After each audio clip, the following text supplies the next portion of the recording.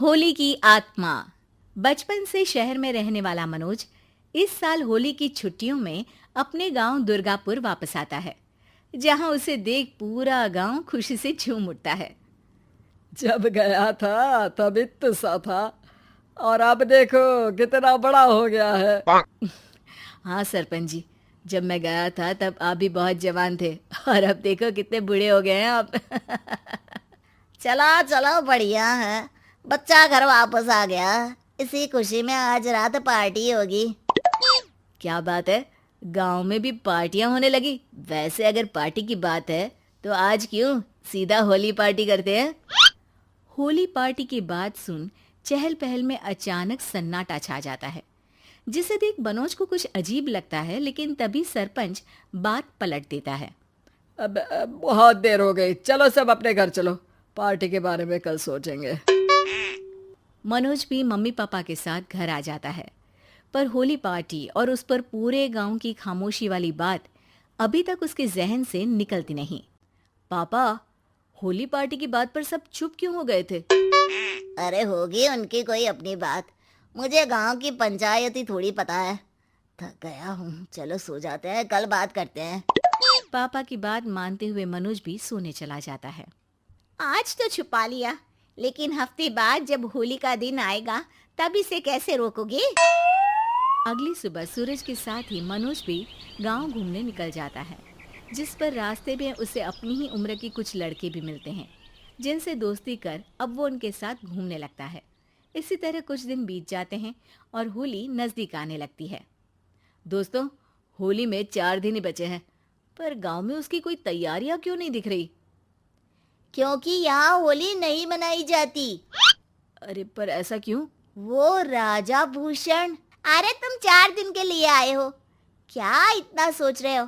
चलो कुछ खाने चलते हैं। इसी के साथ एक बार फिर होली की बात को टलते हुए देख मनोज को शक होने लगता है। वो घर पहुंचते ही इंटरनेट पर अपने गांव और राजा भूषण के बारे में जानकारी निकालने लगता है। क्या?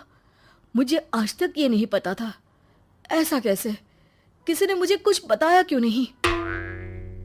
सारी जानकारी लेने के बाद मनोज गांव वालों या अपने मम्मी पापा से कुछ पूछे बिना खुद ही उसकी सच्चाई के बारे में छानबीन करने लगता है, जिसके चलते वो राजा भूषण की हवेली में पहुंचता है। वाह, क्या हवेली है यार। पर क्या यहाँ सच में कोई भूत है? हेलो भूत जी, कोई है क्या? हम इस साल गांव में होली सेलिब्रेट कर रहे हैं, क्या आप उस पर थोड़ा इंटरव्यू देंगे? मनोज के ऐसा बोलते ही गांव में तूफान उठ जाता है और हवेली में रखी सारी चीजें हिलने लगती है। एक अदृश्य शक्ति मनोज को धक्का देकर हवेली से बाहर निकाल दरवाजा बंद कर लेती है। ये सब देख मनोज हैरान रह जाता है। क्या अभी मुझे हवा ने धक्का देकर बाहर निकाल दिया? मेरे होते हुए इस गांव में कभी होली नहीं मन सकती, इसलिए दोबारा ऐसी कोशिश भी मत करना, अंजाम बुरा होगा।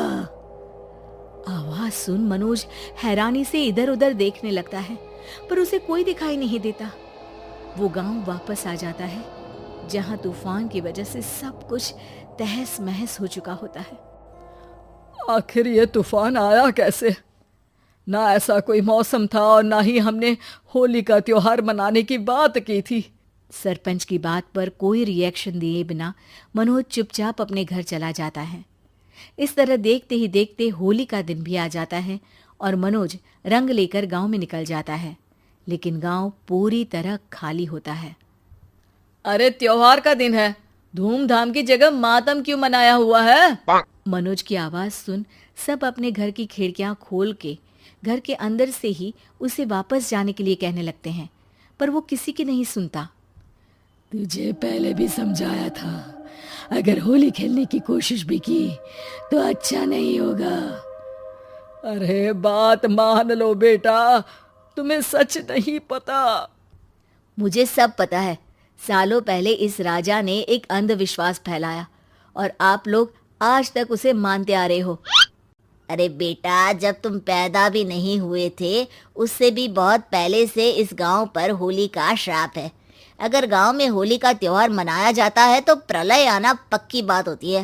राजा भूषण इस सब में नहीं मानते थे और त्योहार मनाने लगे, जिसके चलते होली वाले ही दिन पहले उनके बेटे की और फिर उनकी मृत्यु हो गई।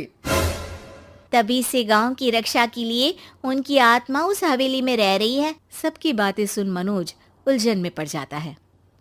सोचना भी मत मनोज, अगर तुमने इस परंपरा को तोड़ने की कोशिश भी की तो उसका परिणाम इस गांव और गांव के लोगों के लिए अच्छा नहीं होगा। मुझे भी यकीन नहीं हो रहा कि आप लोग एक बेतुकी बात को मानकर सालों से रंगों के त्योहार को मातम की तरह मनाते आ रहे हो। मनोज किसी की कोई बात ना मानते हुए पूरे गांव में रंग बिखेर देता है, जिसके तुरंत बाद वहां तूफान के साथ बिजलियां गरजने लगती है। अचानक मौसम में ऐसा बदलाव देख जहां मनोज कंफ्यूजन में आ जाता है, वहीं गांव वाले डर से सहम जाते हैं।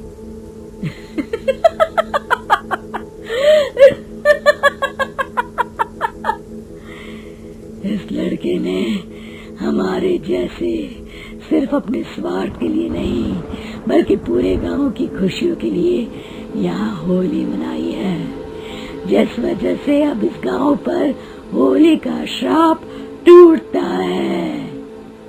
ऐसा बोलकर राजा का भूत वहां से गायब हो जाता है, जिसके बाद गांव के लोग धूमधाम से होली मनाते हैं।